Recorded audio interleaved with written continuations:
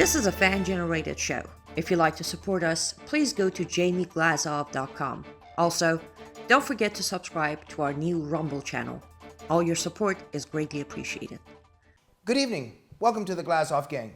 Tonight, the terror of mask separation anxiety. The horrific nightmare of leaving the COVID cult.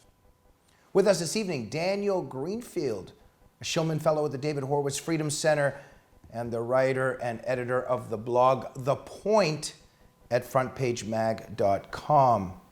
Daniel, welcome back to the program. Thank you. I'm sorry for the mask, but you can never be too careful. There are computer viruses out there. Daniel, it looks like you're having difficulty leaving the COVID cult. Well, you know, there's a certain comfort level in not being able to breathe. I mean, it's like a euphoria when you're drowning and you're supposed to just have these visions. You wear a mask long enough, which, you know, in this case has been about 10 seconds. And you start getting visions too. It's awful stuff. It's awful stuff. And how wonderful to see your face and how wonderful to see you taking the mask off. Thank you, Daniel. Oh, thank you for letting me take it off. Well, Daniel, look, even with that little satire, that little joke, even for 10 seconds, for people like you and me, it's just the whole thing is so uncomfortable. For you wearing it, for me watching, it's just, for people like us, it's nightmarish, but other people are in love with it, addicted to it. So that's what I want to talk about tonight. You've written some very profound things on it. So look, here's our hook right now for this discussion. So the CDC now is saying that if you're fully vaccinated, whatever that means, you can ditch your mask in certain cases though, but apparently indoors, you don't need physical distancing to some degree. So all this stuff is kind of wavering, but there's a relaxation. And you know, when I was thinking when I heard this, and of course we're going to talk about some of the responses, I think about Khrushchev's speech in 1956, his secret speech to the closed session of the 20th Congress of the Communist Party of the Soviet Union. I think about that because, you know, there was this worship of Stalin, and oh, Stalin. And then all of a sudden, your new Communist Party leader is telling you that Stalin was bad. And so, you know, today's, the mask, oh, the vaccine. Oh, and now all of a sudden, the vaccine and the mask are colliding, and these cult members are just in such confusion. Why don't we start with that? And do you like my analogy? I think it's a great analogy. Another analogy I'd propose is George Orwell's 1984, in which Orwell addressed the situation where all these communists had been fighting against war with Nazi Germany. They put all their efforts into it. And then, of course, on a dime, Hitler invades the Soviet Union, and suddenly they all have to switch. And there's that moment, of course, which is responsible for the famous line, "We have always been at war with East Asia," where the speaker is forced to switch in mid-sentence, pushing war against one side, and suddenly he has to completely reverse his position and push war and insist that this has always been this way. And this is what we've been seeing throughout this pandemic. We have always been at war with East Asia. We've always taken this position. Sure, we originally told you, don't wear masks, and we told you to wear masks. Now we're telling you not to wear masks. But whatever we're telling you, that's been the science all along. And if you disagree with that, if you question that, we're going to censor you because you're clearly spreading disinformation. Thank you so much, Daniel. Absolutely. Yes, I was also thinking of the non-aggression pact. Great point, Daniel. You know, so then the communists were, there's the non-aggression pact, and then they were making excuses for the peace with Hitler and making excuses for Hitler. Then Hitler invades the Soviet Union. Then all of a sudden Hitler's bad again. It's very interesting, the mind of the quote-unquote believer, as Eric Hoffer has also documented much of that in his book. So, Daniel, you've written a very profound blog at The Point, The Psychology of Masks as Tribal Identity. Why don't we just go with that now a little bit? Let's talk about how the mask is intertwined with the tribe? So I was collecting some excerpts from these various articles, mostly in the mainstream media, discussing why the people don't want to leave the masks behind. And one of the quotes there, I believe actually from a Hirsi Ali piece, was a woman saying that she didn't want to be mistaken for a Republican. If she's not wearing a mask, then actually people are going to assume she's a Republican. This obviously has nothing to do with science and medicine. It's purely tribal identity. And this is something we're seeing in a number of other pieces. There are also people who are saying that really it's about what people think of them. There are other people who just really are saying that they don't want to show their faces. They don't want people to see what the expression on their faces is. So you've got on the one hand this kind of tribal identity. We don't want to be seen as Republicans. We don't want to be seen as the other. When we wear a mask, we belong to the mask tribe. When we take the mask off, we're suddenly, we can be mistaken for the other side. So it's become very much tribal. On the other side, there are the people who actually value the mask because it conceals who they are. And arguably tribal affiliation also conceals who you are. You become part of this mass group. You're de-individuated. You're no longer really properly an individual, and that gives you a certain sense of liberation by being part of this mass rather than being yourself. And that's really been part of the power of masks, of costumes, of masquerades. People give up their individuality, also their individual moral attributes, because they're actually free to do whatever they want. As you see, carnival, masquerades, people don masks, they do things they wouldn't ordinarily do, and then they can take them off again because the mask is about giving up your individuality. So on the one hand, there's this tribal affiliation. On the other hand, there is this abandonment of individuality. So fascinating, Daniel. And I want to talk about each of those points tonight. And you really brilliantly summarize all of it.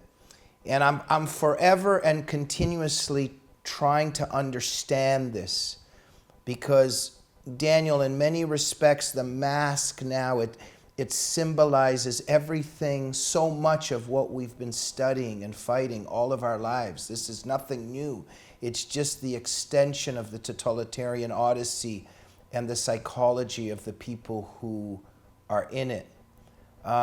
Just off the top of my head, for instance, I have reconnected with some old friends, old-time friends recently. I haven't spoken to them in 10, 20 years or whatever.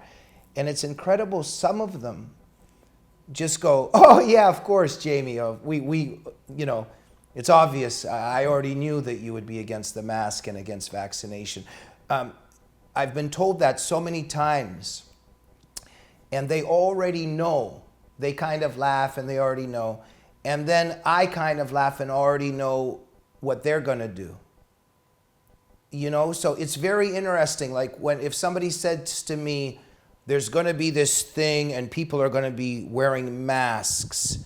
Now, what do you think, leftists or conservatives? Oh, well, yeah, I've studied the left all my life. So masks, oh yeah, leftists, of course. They're going to love the mask. There's going to be forced vaccination or the push for vaccination. Of course, leftists. When you think of conservatives, people who value individualism and freedom, like you're saying, Daniel, they're probably going to be against this stuff. So this is very politicized, and it's very political. Before we move on, another comment on that. Well, it is very much political, and it's also about the power to get you to do something. The mask itself can be a counter. It can be anything. It can be the government telling you have to wear red sweaters because we say so. This is now the science. And tomorrow the science would be you have to wear green sweaters, and somehow the green sweaters will protect you from something. If you can actually make people do anything, and if you get them not to even begin to question that, then you have absolute power over them. And this is what we've seen in totalitarian societies like the Soviet Union or Nazi Germany. You just get people to follow along without questioning. And tomorrow you're going to change everything around. First it's don't wear masks, then it's wear masks, then it's don't wear masks, and the next day will be wear masks again. The very irrationality of it, the very self-contradictory nature of it, the point is for people to stop thinking. This is why I referenced Orwell's 1984, because the goal is for people to stop people from thinking, from actually trying to understand the reasons, because there is no reason. The only reason is go along, do what you're told. And it's deliberately self-contradictory precisely for that reason. It's why Pelosi, for example, who was very aggressively pushing masking in the House, She's now on video at the White House mingling without a mask with everybody in the Biden White House. And obviously conservatives will go, this is contradictory. She's a hypocrite. Well, no, she's not really a hypocrite, because what she believes in is her power to enforce and to get people to do things that are contradictory. And when you actually allow an authority to force you to do things that are contradictory and without actually challenging that, then you become an accomplice to totalitarianism. Absolutely, absolutely. There's a certain nomenclatura here with the mask, and different rules. I just think about the psychology here on so many levels, the differences between us and the believers and fellow travelers, the members of the utopian virus and those who have it. I think about even being at these markets or stores or whatever, and when I see those dots on the ground, I instinctively and intentionally, well, first of all, they're nothing to me. But if I do see them and see people standing on them, I will never stand on one of those dots ever. But I see the people who, even if it's raining and you can stand under the top shed or, a rooftop or whatever, I see people standing in the rain, standing on the dots. And the totalitarians, they understand many people's psychology, the psychology of the people who are sheep, and there are many, many of them, as we know. And so it's about following these rules. It's also about how you want to be seen, as you were speaking, saying, Daniel. So, now, there's many leftists who they're having mask separation anxiety because they don't want to be mistaken for conservatives or Republicans. So it was a statement. It was, the mask, first of all, it gave a lot of meaning to a lot of people who didn't have any meaning in their lives. So, they put on the mask, they feel very good about themselves. They're also part of this group. It's a group identity. I have many, many experiences at the gym where somebody will be taking there will be a certain person that wants a picture taken, and they're not wearing a mask, but then the person will put the mask on because they're afraid of what people will say about them once people will see them, because they don't want the criticism of their community and of their tribe. So we can go on about this. I think one of the best examples here is this individual, David Hogg, quite an interesting character. And sometimes I don't even know, it's become so bizarre. You don't know if this is satire, you don't know if it's an impersonation. But David Hogg on his Twitter, quote, tweeted, "I feel the need to continue wearing my mask outside even though I'm fully vaccinated, because the inconvenience of having to wear a mask is more than worth it to have people not think that I'm a conservative." End of quote. So I thought that maybe that was some kind of satire or fake account, but it isn't. And if it was, please correct me if I'm wrong. But I was researching this, seeing it's actually real. And then Professor Gad Saad from Canada had the best reply on Twitter. He had, quote, "It is difficult to imagine being this spineless, lobotomized, and castrated," end of quote. And I very much agree with Gad. Comment from you, Daniel. Well, it is very much, as we've been discussing, a matter of identity. And identity is really very much depends on external markers. So you're wearing a particular badge, a particular piece of clothing, that says that you are part of the in-group. And the mask became the symbol of being part of the in-group. And it was very important that to be part of the in-group, that you had to give up some of your individuality and identity. Virtue signaling is about showing that you're inconveniencing yourself to some degree. And of course, the most minimal way. So you're paying $1 more for organic food. You're bringing along the reusable bag to the store to show you care about the environment. You're putting on a mask to show that you care. This is what we were repeatedly told during the pandemic. You're doing this to show consideration. You're doing this to show respect. And that's not medicine, that's not science. That's very much about showing that you are a person who is capable of engaging in this self-sacrifice by wearing a mask. Obviously, this is not some sort of great self-sacrifice. Like everything else, this is hollow virtue signaling. It's no great sacrifice to actually put on a mask. The same people who denigrate the service of soldiers who go out to Afghanistan and go out to war zones and risk their lives, or police officers who go into dangerous neighborhoods not knowing if they're going to come back, that they denigrate and they mock. Meanwhile, of course, they want to be admired for putting on a mask. They're putting on a mask. They're putting this mask on their face. Please admire me. I'm inconveniencing myself. I'm showing that I'm a caring person by putting on this mask. Mm-hmm. Yes, absolutely. I know many of them. There's I'm thinking about several Karens that are in our environment, and there's some male Karens as well, and they're walking around, in our community and in other communities I'm part of, and they're making sure people are wearing their mask, and they're telling people they're wearing their mask. And now, after what the CDC said, and now that it's getting more confusing, these people, these Karens, have really lost a sense of purpose and are losing a sense of purpose. And I think about that a lot. I think about, as I said, that look, we know that during, let's say, the Soviet regime, Maoist China, till today, of course, communism still exists in many environments. We know the meaning that came with being a Communist Party member. We know even the fellow travelers who, they had meaning in their lives now. They couldn't find meaning. Many of them were atheists. This is also part of the problem of secularization. When people do not have faith in God, in their own way, they're searching for something, so they drift into totalitarian cults. But they find meaning in these totalitarian odysseys. So, the mask gave them a lot of meaning, significance, the virtue signaling they got to do, and now they're losing it. And so they're in confusion. So they have this mask separation anxiety.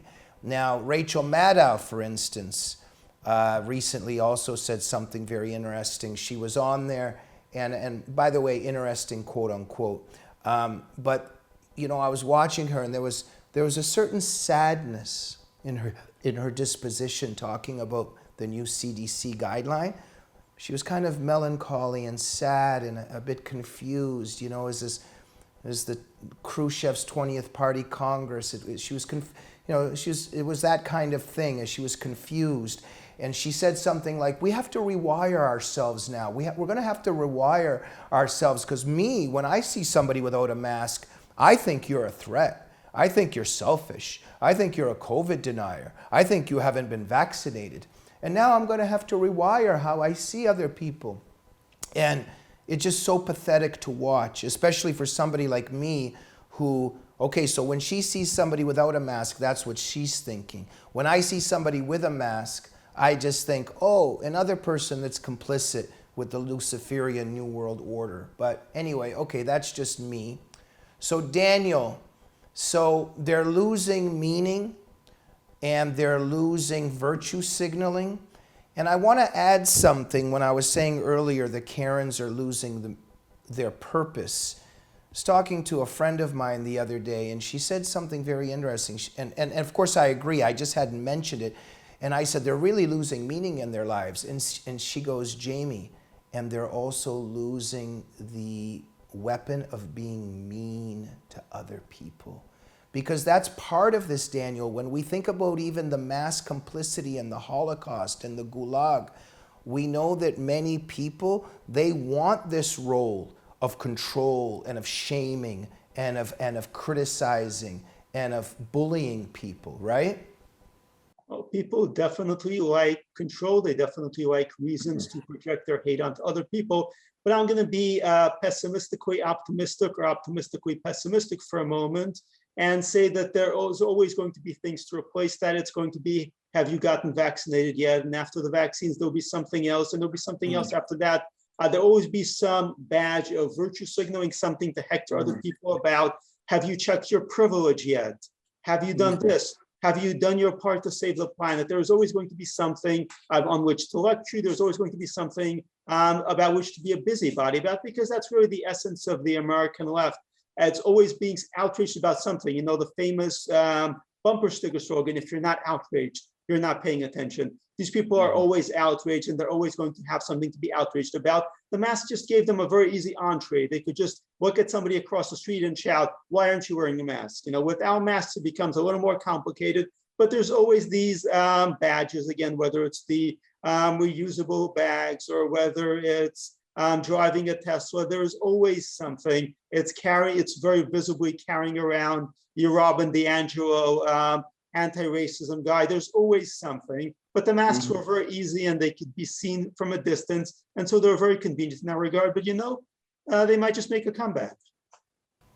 They might just make a comeback, absolutely, because definitely the powers that be will have new variants coming out soon, and then they'll lock everything up again and continue their agenda. This is just part of the plan. And we can also, this is my opinion, Daniel, not forcing it on you. I'm sure you have your own perspective of this, but they're moving, of course, towards the digital currency, the chip, and all that stuff. This is just, part of the journey. But now, what do you think about Fauci's role in all of this? Because there's quite a bit of haunting. He says a lot of haunting things. He looks like a haunting figure, and he's also engaged in quite a bit of hypocrisy as well. Fauci is the government, and the government is Fauci. Most of the time, Americans have no idea the sheer scale of the government, how many divisions and sub-departments there are in it, how many figures there are in it, and there are just a lot of guys like Fauci baked into that system. We don't see them most of the time. Presidents, however, do see them. People who actually have to make decisions and counter them. Like his counterparts in the UK and Sweden and other places, he got his 15 minutes on the big screen. He was everywhere. He was on more morning shows than Monica Lewinsky's lawyer, who up until that point had pulled off the triumph where he was on every morning show, I think, or every morning show but one at the same time. He was everywhere. He was ubiquitous. There were prayer candles with Fauci on them. There were totems and icons with Fauci on them. Now he's not going to be this object of worship anymore. He's trying to adapt. He's talking about systemic racism and the environment. He's trying to prepare for like a first post-pandemic career. But it's totally not going to happen. He had his 15 minutes. There are just a ton of other guys like this waiting in the wings. So many of these guys in the government, in the private sector, they go back and forth between the private sector and the government. People like Soros fund some of them. They're just ubiquitous, and they're the guys who actually make the policy. A lot of people say, Congress, why doesn't Congress make this law? Why doesn't it make this law? Congress doesn't really make laws. The invisible hand, the hidden hand, this vast federal bureaucracy writes the code, makes the actual laws. It takes the stuff that Congress passes and it interprets them. And then the various agencies interpret it still further. And these are the guys who actually run the country. It's guys like Fauci. Yeah, very scary, horrific, repulsive figures in all of this. Your blog on this was fascinating, Daniel, and you had given some analysis of the article in The Guardian, which was very interesting, which covered the reluctance to give up the mask. So we've covered some of the political stuff, and so then there's other stuff here. Of people who want to opt out of the human race and out of the human condition and the things that come with it, like being seen. And there's one particular lady in the Guardian article who talked about how she doesn't want to give up the face mask because for her, it's an invisibility cloak. And so she said that it was like a force field around her, where it was, the quote was, I guess she said, "Don't see me." And she liked that. Now look, everybody's entitled. You want to live like that, fine. The issue here is how it's being forced on people. But we're analyzing the psychology of the separation anxiety with the mask. So on this issue here, there's a lot of people who like the idea of hiding and not being seen. It's a certain opting out of, in a way, what it means to be human, right? Yeah, it's opting out of society, certainly. An obvious analogy is the burqa, the Islamic garment, which was the concept is that it's a form of mobile coitus. Instead of just telling the woman you have to be at home behind a curtain and not interact with men, we're going to be very liberal about it. We're going to actually let you go out and interact to a degree, but you're going to have to completely cover your face. You know, the variants, you've got one eye uncovered, you can have both eyes uncovered. If you're very moderate Muslim, you can have both eyes uncovered or whatever. But the point is, you're really engaged in mobile purdah. You're not really here. The idea of the woman in the burqa, she's not actually out there. That's why she's covered. She's really somewhere at home in a closet, but we're going to pretend that this is just this kind of black ghost who's moving across the landscape. You know, that's a condition that a lot of people find increasingly appealing in America and the modern West, because people are increasingly becoming anonymous. The old associations are coming apart. You know, one of the interesting things that we found in our own neighborhood during the pandemic was we actually got to know the neighbors more. We got to interact with people more that we hadn't even really interacted with, because this kind of society that we've built is increasingly anonymous. It's one that increasingly removes the individual from any kind of meaningful role, and it urges individuals to join mass movements in order to really exist. And so many people really want to exist. They're screaming, I am here, I exist. And of course, they sometimes do this in destructive ways. And other people are saying, I don't really want to exist. I don't really want to be here. Right. There's dehumanization here, and the opting out of being human. And we all know that being human and being in the human race comes with difficulties. We know that. But the other extreme of fighting against it or opting out is something totally different. I'll give an example. So in that Guardian article, we have a particular lady that worked in a bookstore, and she wants to hold on to the mask because, you know, she's tired of having to, she's tired of not being allowed to show her emotions. That she doesn't like, for instance, that she has to smile when she doesn't like somebody, or if a customer is rude, that she's not allowed to make a face or to grimace or whatnot. And so she wants to hold on to her mask because she just, you know, whatever. She doesn't, you know, maybe she doesn't want to smile or whatever. Now, I've worked at a lot of jobs throughout my youth. I wish I could still say I'm young, but that's another story. But I dealt with customers. And sure, there were a lot of times where I was being treated badly and I still maybe had to smile or be polite. That comes with living in the world. Are there difficulties with all this stuff? Absolutely. But this kind of stuff, what this is really pushing for is a world of, I mean, look, if there's certain things that we're annoyed with and we don't want to do anymore, I mean, we could all just commit suicide. Then we don't have to ever force ourselves to smile or talk to somebody we don't want. And we can all put on astronaut outfits and just cover ourselves with complete black garbage bags or something. There's a certain dehumanization happening here, right? I think dehumanization is very much the modern condition. And this is, in a way, kind of part of the struggle between the conservatives and the left. The left envision a society in which each person is interchangeable, in which no person is actually unique. And that's the premise of equity, because you just substitute one person for another, you can get the same results if you inject them into the same environment. There's no actual difference. If there's any difference, it's purely due to racism or some sort of phobia. Now, the conservative ideas, of course, is that each person is individual. People are unique. People are not interchangeable. And when you decide that people are interchangeable, well, then you've got the perfect premise for a totalitarian system. The Maoist unisex clothing, right? Then we have the burqa. And so this is all one and the same thing. There's a reason why leftists were and are so supportive of the forced veiling in the Islamic world. There's a reason why they were so lost in the Maoist unisex clothing. There's a hatred of individuality. There's a hatred of what it is to be human. And there's this desire and this utopian, this whole utopian virus that both of us have studied, Daniel, and continue to study. This totalitarian journey is very much about erasing individual identity and making everybody the same. And so the mask very much falls into that.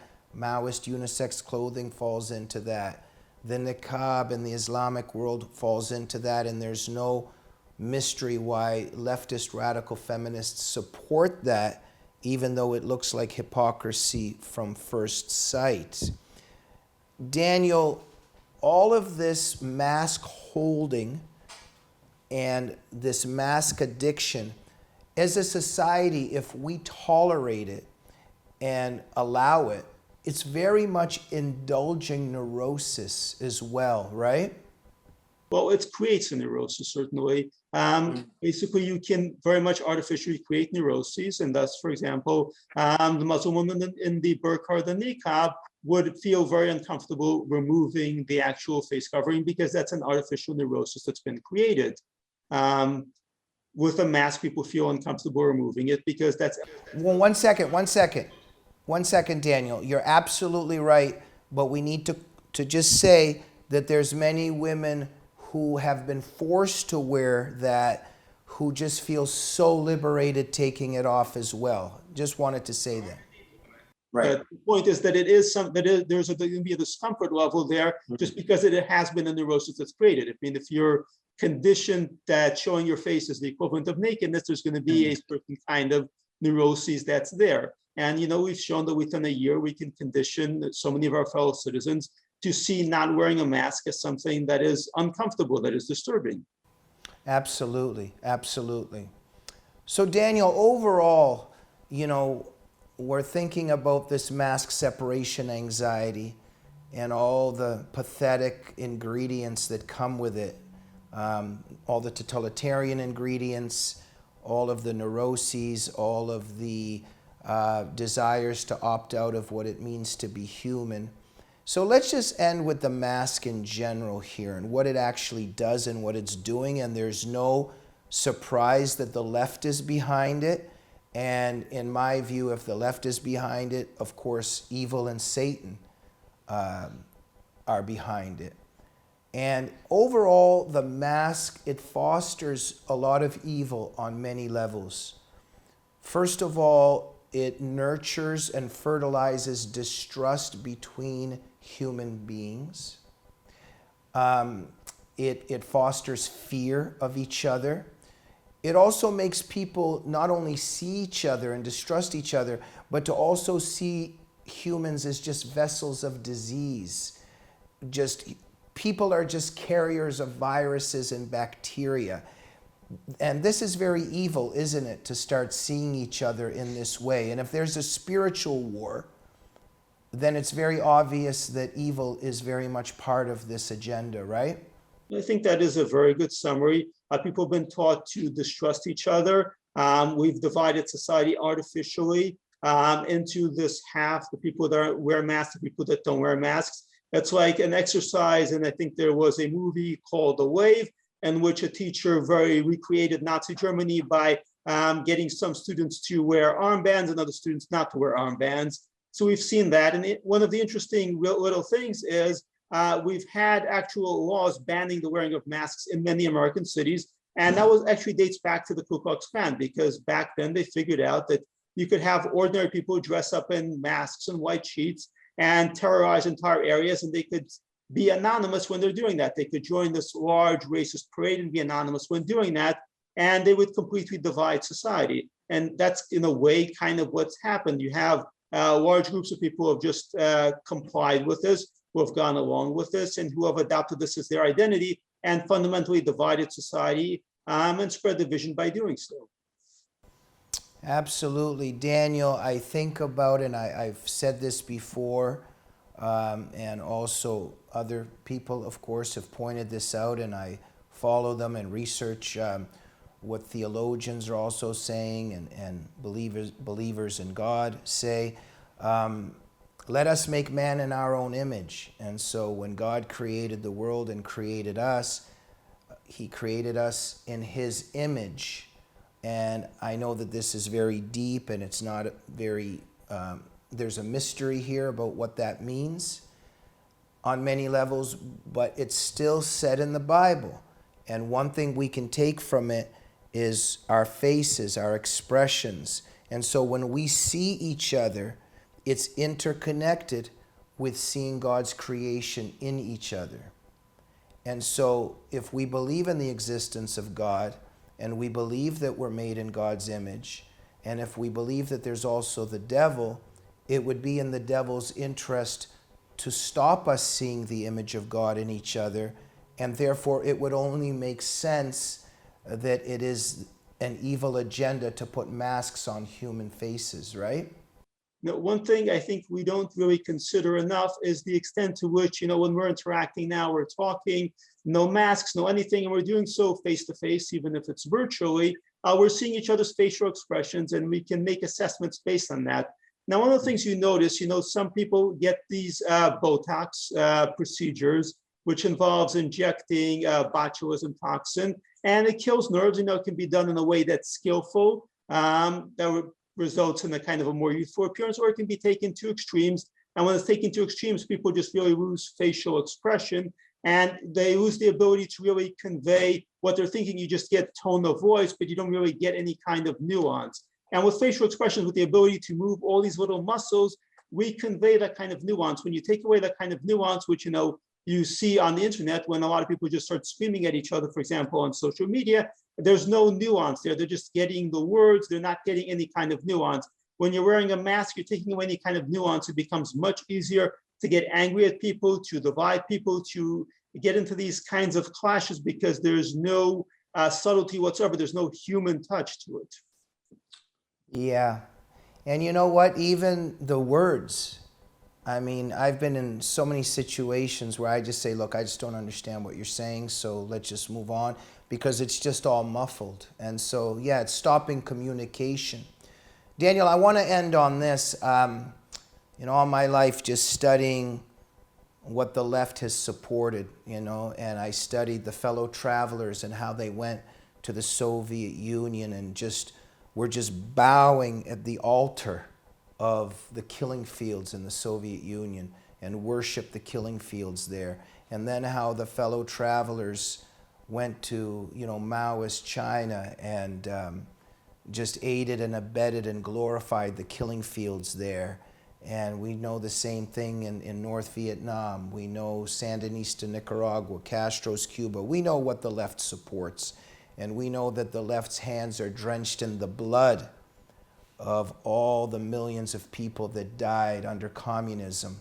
And so the left, very much intertwined with death and mass murder.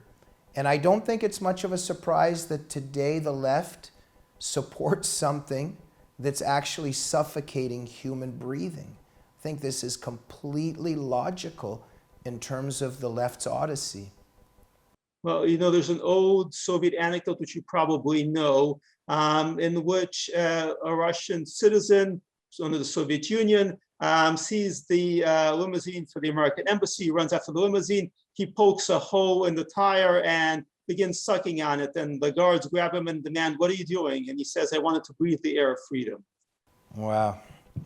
Daniel, thank you for being with us to discuss this very profound and meaningful subject with us today. Thank you for everything you're doing and for a great conversation.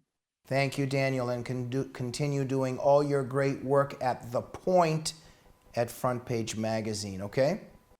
Absolutely. And I like your hat a lot better than that mask you were wearing in the beginning of the interview. Well, I can just mask up the hat. Okay, thank you, Daniel. And ladies and gentlemen, make sure you are visiting Daniel Greenfield's blog, The Point, at Front Page Magazine, frontpagemag.com. Brilliant, brilliant blog, and you got to read it every day, okay? Also, please remember, we have had enough of YouTube censorship.